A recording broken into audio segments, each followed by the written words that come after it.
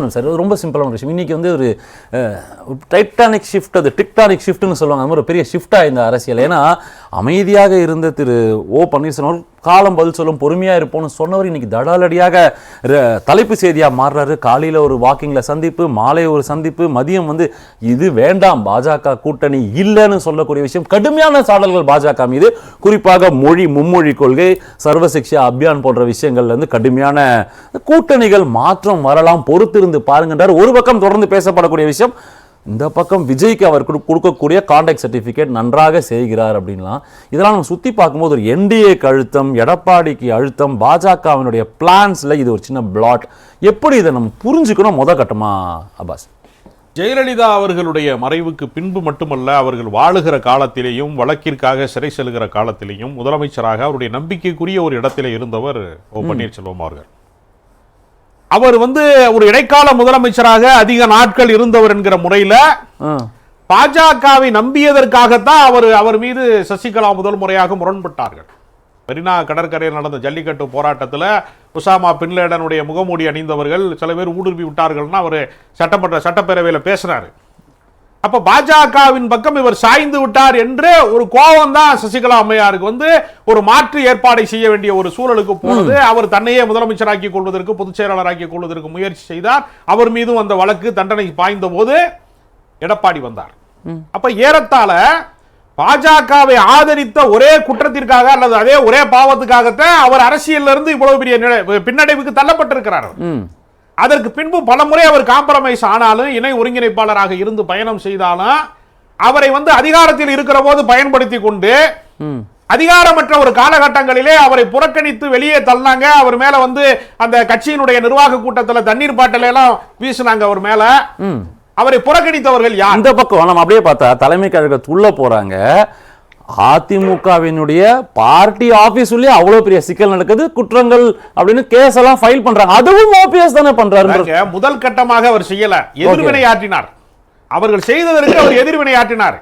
அப்படித்தான் அதை புரிந்து கொள்ள வேண்டாம். அப்ப அவர் என்ன செய்யறாரு, கடைசியாக நான் வந்து அப்பாயின்மெண்ட் கேட்கிறாரு, நான் சந்திக்க வருகிறேன்ங்கிறாரு. ஒரு ஜி.கே. வாசனுக்கு கொடுக்கிற மரியாதையை கூட, ஒரு ஏசி சண்முகத்துக்கு கொடுக்கிற மரியாதையை கூட ஒரு முன்னாள் முதலமைச்சருக்கு பாஜகவினுடைய தலைமை தர மறுக்கிறது என்கிற போது அவர் தொடர்ந்து புறக்கணிக்கப்படுகிறார். அங்கதான் ஒரு கேள்வி, அதே மாதிரி நிபந்தனை இல்லாமல் நான் இந்த கட்சியில வந்து இணைகிறேன், எனக்கு எந்த பதவி வேணாம், என்னை நம்பி இருக்கிறவர்களுக்கு மட்டுமாவது ஏதாவது ஒரு பதவி கொடுங்கன்னு கூட கோரிக்கை வச்சார்ல.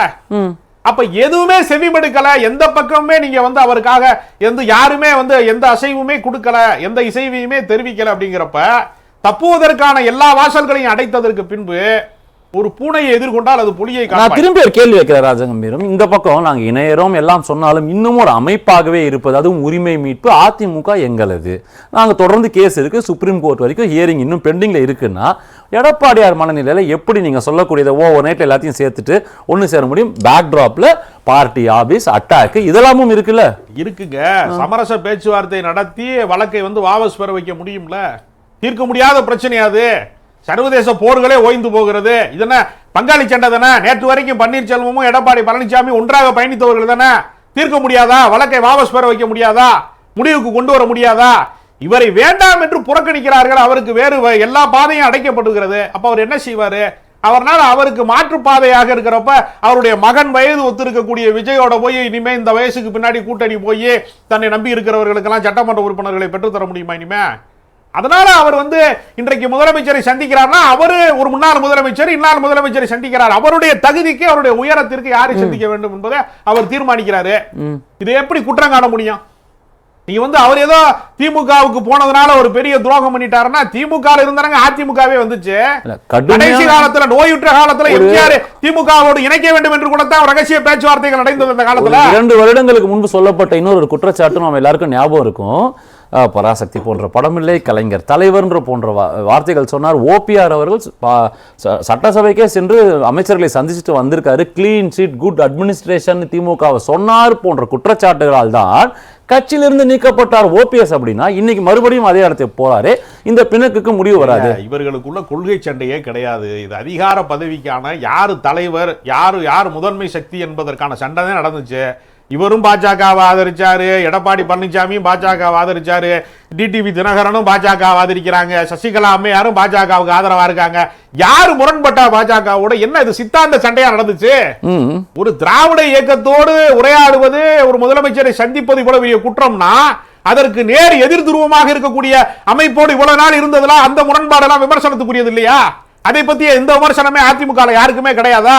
அவர் அன்வர் ராஜா போனாரு, அதை தொடர்ந்து ஒரு வர்றாருன்னா, அப்ப அதிமுகவில் மூத்த தலைவர்கள் எம்ஜிஆரை பார்த்து அரசியலுக்கு வந்தவர்கள், தொடர்ச்சியாக வந்து ஜெயலலிதாவினுடைய முதன்மை பொறுப்புகள்ல இருந்தவங்க, அவங்க எல்லாம் வெளியேறாங்கிறப்ப அவர்கள் சரியாக நடத்தப்படவில்லை. இந்த கட்சியினுடைய நிர்வாகம் வந்து முழுக்க முழுக்க பாஜக வந்து அதிமுக அடமானம் போய்விட்டது, இனி மீட்க முடியாது, நமக்கு சுயமரியாதையும் இல்ல, அந்த கட்சிக்கான பொது மரியாதையும் காலியாயிட்டு இருக்குங்கிறப்ப அவர்கள் வேறு என்ன முடிவு எடுப்பார்கள்?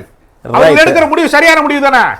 வர உங்ககிட்ட ராஜவேல் சார், இதுல ஒரு விஷயம் என்னன்னா, 210 சீட்டு பிரச்சனையே என்னன்னா, போற இடத்துலலாம் பாத்தீங்கல்ல, ரெண்டு பக்கமும் கரைபுரண்டு ஓடக்கூடிய கூட்டம். நாங்க இதெல்லாம் தாண்டிட்டோம், நாங்க மக்கள் பிரச்சனை எடுத்துட்டு போயிட்டோம், திமுக பத்தி பேச ஆரம்பிச்சிட்டோம், வெற்றி எங்களுக்கு. இதெல்லாம் நாங்க கண்ணிலே பார்க்க வேண்டிய அவசியம் அந்த ரேடார்லே இல்ல அப்படின்றது தான் அவருடைய வாதமா இருக்கு. எக்ஸாக்ட்லி காலம் அப்படிதான் இருக்கா ராஜவேல்? எக்ஸாக்ட்லி.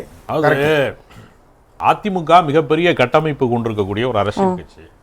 பல முறை ஆட்சி அதிகாரங்கள்ல ஏறத்தாழ 30 ஆண்டுகள் வந்து ஆட்சி அதிகாரத்தில் இருந்த அரசியல் கட்சி.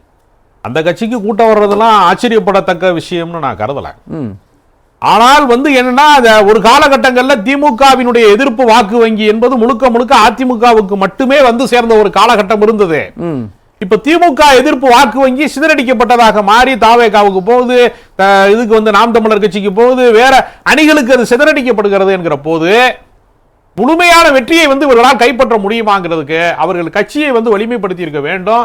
பிரிந்து சென்றவர்களை எல்லாம் ஜெயலலிதா எப்படி வந்து ஜானை அணியில் இருக்கிறவர்களை எல்லாம் தன் பக்கமாக சேர்த்து கொண்டாரா? பின்னால் ஆரம் வீரப்பா ஜானை அணியை உருவாக்கினாரு. நான் ஒரு வெற்றிக்கு பின்பு தானே, ஒரு வெற்றி அடைஞ்சாங்க, ஒரு குறிப்பிட்ட வாக்கு பெறாங்க, அதுக்கப்புறமா தானே ஜெயலலிதாவை தலைவரா ஏத்துக்கிறாங்க. இல்லைங்க, கட்சி வலிமையாக இல்லை என்று பல தொண்டர்கள் கருதுகிற நேரத்துல நான் பெரிய ஆளா நீ பெரிய ஆளா என்கிற இந்த போட்டி இருக்கு இல்லையா, இந்த போட்டிக்கு இந்த கட்சியை கொண்டு சென்றது என்பதே பலவீனப்படுத்துகிற ஒரு முயற்சி தான். அதனால திமுகவுக்கு தான் இது சாதகமாக முடியுமே தவிர அதிமுகவுக்கு வந்து இந்த பிளவு அரசியல்லாம் சாதகமாக முடியாது.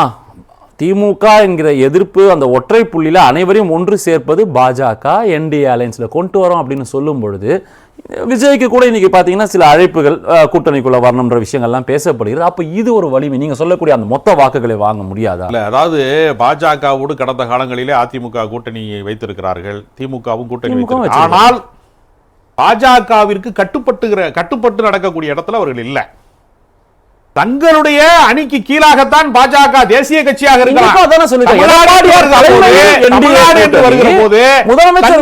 ஆளுமைக்கு கீழாகத்தான் நடத்தி இருக்கிறார்களே தவிர மேலிட முடிவு செய்யும் அதிமுக ஒரு முதலமைச்சர் வருவாரு, அது செங்கோட்டையனா இருக்கலாம், வேலுமணியா இருக்கலாம் சொல்லக்கூடிய இடத்துக்கு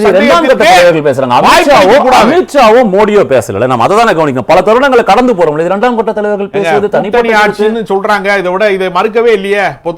பொதுவா தனிப்பெரும்பான்மை அமைப்பு பேசுறாங்களே தவிர பேசுறாங்களே தவிர அமித்ஷாவினுடைய கருத்தை நாங்கள் ஏற்கவில்லை, கூட்டணி ஆட்சி என்பதை நாங்கள் ஏற்றுக்கொள்ளவில்லை பகிரங்கமா சொல்வதற்கு ஏன் பயம் இருக்கிறது? பணிய கூடாதுல.